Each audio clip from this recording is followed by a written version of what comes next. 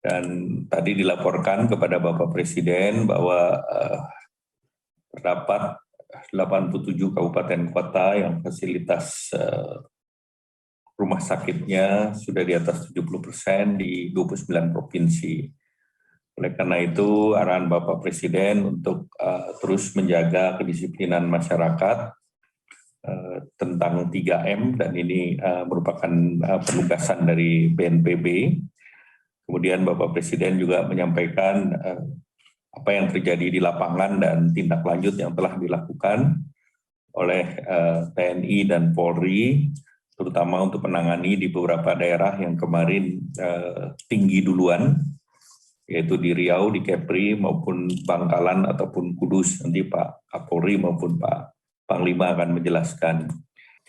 Kemudian terkait dengan penebalan atau penguatan PPKM Mikro, arahan Bapak Presiden tadi untuk melakukan penyesuaian. Jadi ini akan berlaku mulai besok tanggal 22 sampai 5 Juli, 2 minggu ke depan, bahwa beberapa penguatan PPKM Mikro nanti akan dituangkan dalam instruksi Mendagri, yaitu yang pertama bahwa kegiatan perkantoran atau tempat kerja, ini baik oleh KL, sudah ada surat edaran daripada Menteri PAN, demikian pula untuk pengaturan BUMN dan BUMD, ini di zona merah, ini work from home-nya 75%.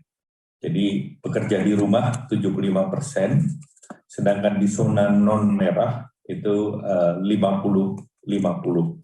Dengan penerapan prokes yang ketat, pengaturan waktu kerja secara bergiliran, jadi work from home-nya kalau bisa bergiliran agar tidak ada yang melakukan perjalanan atau mobilitas ke daerah lain. Dan ini tentunya akan diatur lebih lanjut baik oleh KL maupun pemerintah daerah. Kemudian kegiatan belajar mengajar, ini dilakukan kembali secara daring untuk di zona merah, dan zona lainnya tentu mengikuti pengaturan dari Kemendikbudristek yang sudah ada, dan dari aturan yang sudah ada memang zona merah itu sudah dilakukan secara daring mengikuti PPKM.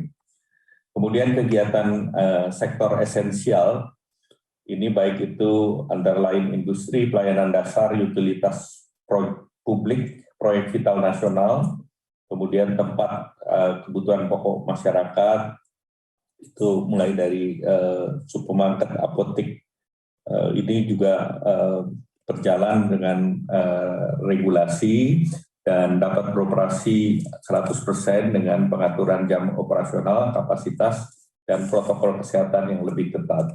Kalau industri ada IOMGI-nya tetap berlaku.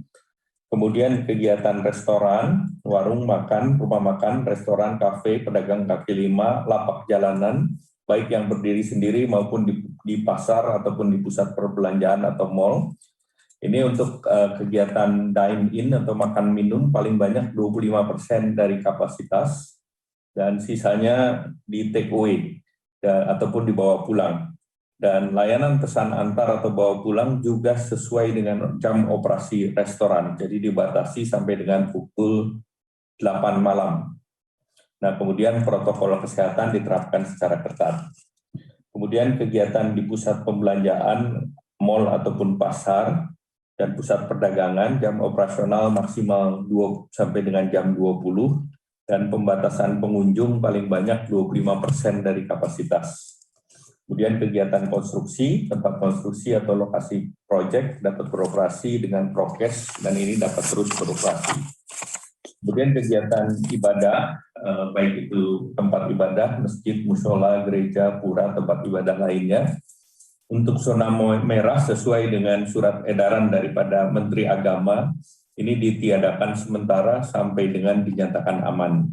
Nah, khusus terkait dengan kegiatan keagamaan untuk Hari Raya Idul Adha akan dikeluarkan SE tersendiri, surat edaran tersendiri yang mengatur tentang kegiatan termasuk penyembelihan hewan kurban maupun pembagiannya. Dan ini diatur dengan prokes, dan Menteri Agama akan mengeluarkan surat edaran khusus untuk itu. Nah, zona lain tentu sesuai dengan peraturan Kementerian Agama dan prokes yang ketat. Kemudian kegiatan di area publik, ini fasilitas umum, taman umum, tempat wisata, dan area publik lainnya, zona merah ditutup sementara sampai dinyatakan aman. Kemudian zona lainnya diizinkan dibuka paling banyak 25% dengan pengaturan dari pemerintah daerah. Dan ini dengan penerapan protokol kesehatan yang lebih ketat. Kemudian yang ke-9, kegiatan seni, budaya, sosial, kemasyarakatan. Ini lokasi seni dan sosial budaya yang dapat menimbulkan keramaian dan kerumunan untuk di zona merah ditutup sampai dinyatakan aman.